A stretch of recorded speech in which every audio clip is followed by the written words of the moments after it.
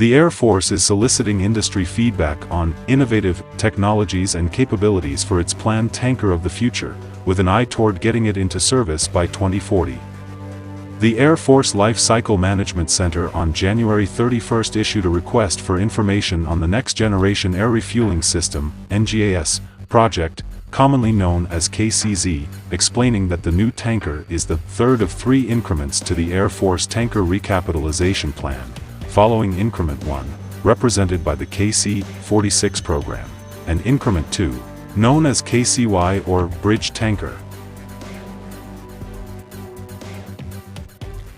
The RFI noted that the anticipated date declaring initial operational capability for the aircraft is 2040, farther out than at least one analyst watching the program closely was expecting. I was surprised the anticipated initial operational capability for NGAS is 2040.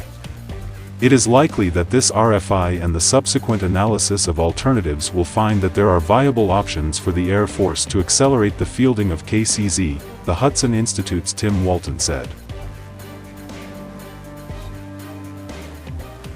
Our research found that assuming a conservative approach, after initial U.S. Air Force studies and requests for information in FY 2022 and 2023, KCZ research and development could start in FY 2024 and last until FY 2031, he added.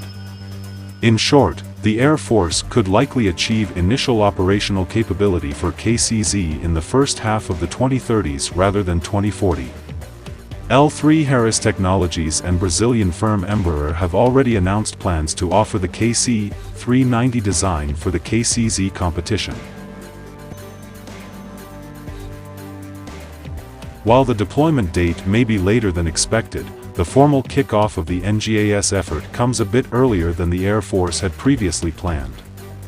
Paul Waugh, the Air Force's Program Executive Officer for Mobility and Training Aircraft, told reporters last August that the Air Force planned to kick off a KCZ analysis of alternatives, AOA, in 2024, with preliminary work beginning next year, further adding to speculation that the service could skip a KCY competition and expedite the timeline for KCZ.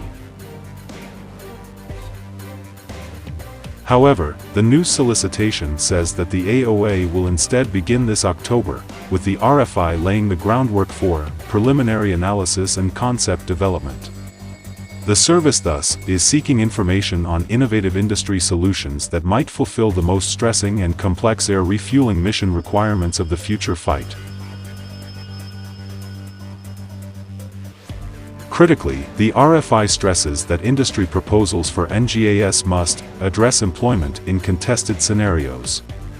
Meanwhile, this spring the Air Force is set to decide whether Boeing's KC-46 Pegasus will face off against the Lockheed Martin LMXT for the KCY program.